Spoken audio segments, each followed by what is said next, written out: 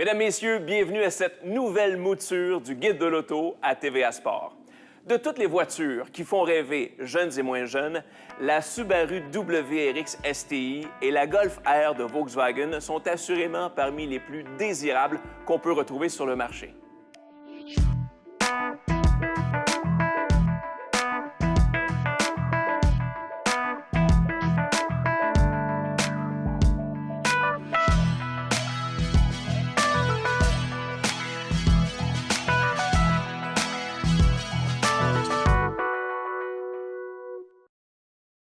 Alors, c'est avec grand plaisir que je vous présente mes deux collaborateurs réguliers pour cette nouvelle saison du Guide de l'auto. À ma gauche, Gabriel Gélina et Jacques Dehaye. Messieurs, bien content de vous retrouver dans notre très beau studio aménagé pour les circonstances, bien sûr, pour cette nouvelle mouture. Messieurs, on va parler évidemment voiture, on va parler de belles voitures au Guide de l'auto. Je veux qu'on s'attarde tout de suite avec la belle bagnole qu'on a derrière nous, cette Subaru WRX STI. C'est une voiture qui est en quelque sorte légendaire. Elle a fait sa marque en rallye. Comment on peut la considérer en 2016, cette voiture-là? Je pense que c'est vraiment la voiture qui définit un peu l'image de marque de Subaru. C'est-à-dire que Subaru vend beaucoup d'Impreza, vend beaucoup de Forester, mais quand on pense à la voiture qui fait l'image de la marque, c'est véritablement celle-ci. Cela étant dit, c'est aussi une voiture qui est, bon, évidemment, très performante, très typée aussi pour ce qui est de la conduite, mais qui n'a pas nécessairement évolué beaucoup au travers du temps. Par exemple, aujourd'hui, elle a un moteur de 305 chevaux et on retrouve ce genre de puissance-là dans un V6 d'une Mustang de base. Donc, l'industrie automobile a beaucoup évolué en ce qui a trait aux voitures performantes et celle-ci reste un petit peu figée dans le temps. 2 générations auparavant de cette WRX STI, on s'y reconnaît encore aujourd'hui.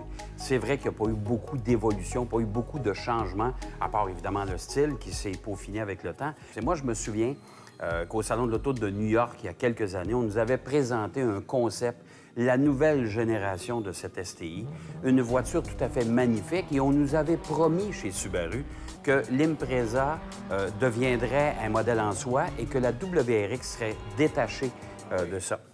Mais pourtant, quand on nous a livré cette nouvelle cuvée de la WRX, la déception a été immense, en tout cas dans mon cas, puis je pense que la même chose pour Gabriel, et je pense que c'est unanime dans le milieu journalistique.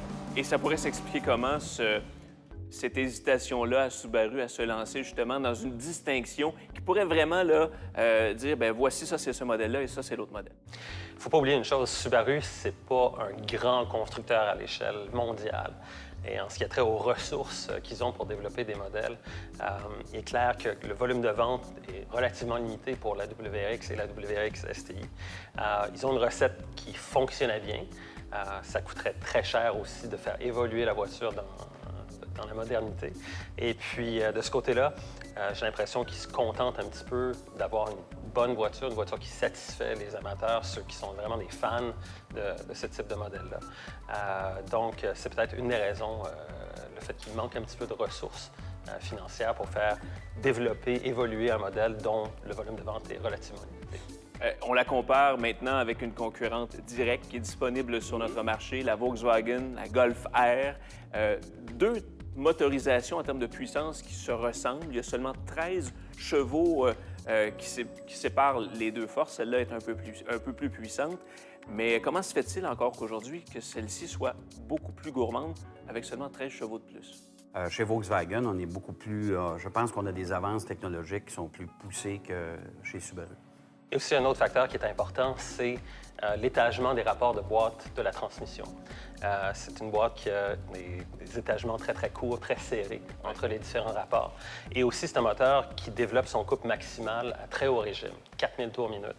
Donc, pour pouvoir exploiter tout le potentiel de performance de la voiture, il faut évidemment que le moteur tourne à des régimes élevés. Donc, ça, évidemment, ça affecte inversement la consommation. Il faut préciser aussi que la WRX STI ne vient qu'avec une boîte de vitesse 6 vitesses manuelle, contrairement à sa rivale Golf R, qui vient manuelle, mais aussi avec une double embrayage. Boîte DSG de chez Volkswagen, qui est d'ailleurs, soit dit en passant, hyper performante.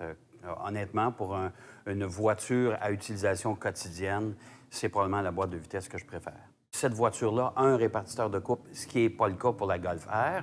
Et vraiment, on peut jouer, envoyer dans le fond tout le pouvoir aux roues arrière pour éviter justement diminuer ce sous-virage qui est assez prononcé.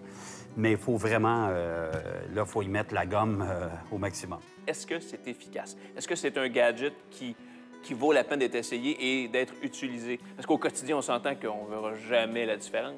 Ça, c'est quelque chose qui a été développé essentiellement pour la compétition en rallye.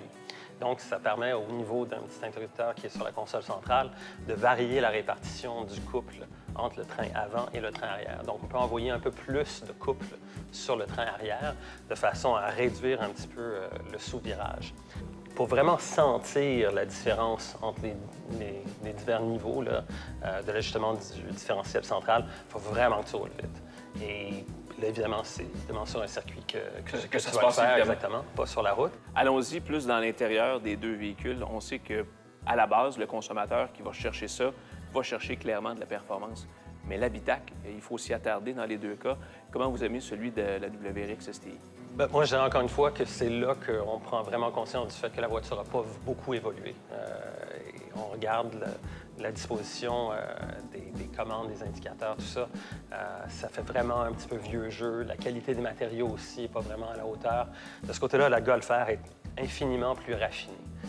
Pour ce qui est de l'intérieur, est beaucoup plus agréable à vivre au quotidien. Il y a une question de polyvalence aussi. On s'entend que cette voiture-là, la WRX, c'est une berline. Donc, on se contente d'un coffre. Tandis que dans le cas de la Golf R, il y a plus de dégagement aussi pour la tête, pour les jambes, pour tous les passagers. C'est une Golf, dans le fond. Et on a une version à ion, bien sûr, qui nous permet de transformer l'intérieur de la voiture selon nos besoins. Et je suis d'accord avec Gabriel, la finition intérieure des voitures allemandes aujourd'hui est nettement supérieure à la moyenne, honnêtement. Le choix des matériaux, l'assemblage, l'exécution est beaucoup mieux réalisé dans la Golf R que dans la WRX. Évidemment, l'aspect fiabilité est toujours à considérer quand vient le temps de faire l'achat de quelconque véhicule que ce soit, mais vos boules de cristal vous disent quoi? Difficile un petit peu de prédire ce qui va devenir de la fiabilité à long terme, mais je dirais que la Subaru a peut-être un léger avantage par rapport à la Golf R à ce chapitre-là. Il ne faut jamais oublier qu'avec la Subaru, on démontre clairement qu'on est un amateur de performance. Ben oui. La Golf R, pour le commun des mortels, c'est une Golf. Alors, c'est beaucoup plus, employons l'expression, low profile. C'est une voiture qui est moins extravertie, si on veut. Ça, il faut l'assumer. Oui, oui, avec le vraiment. son arrière puis la prise d'air sur le capot, il faut vraiment l'assumer. Exactement. Gabriel et Jacques, merci pour vos commentaires. On va aller tout de suite en piste voir ce que ces deux bolides-là ont à nous offrir.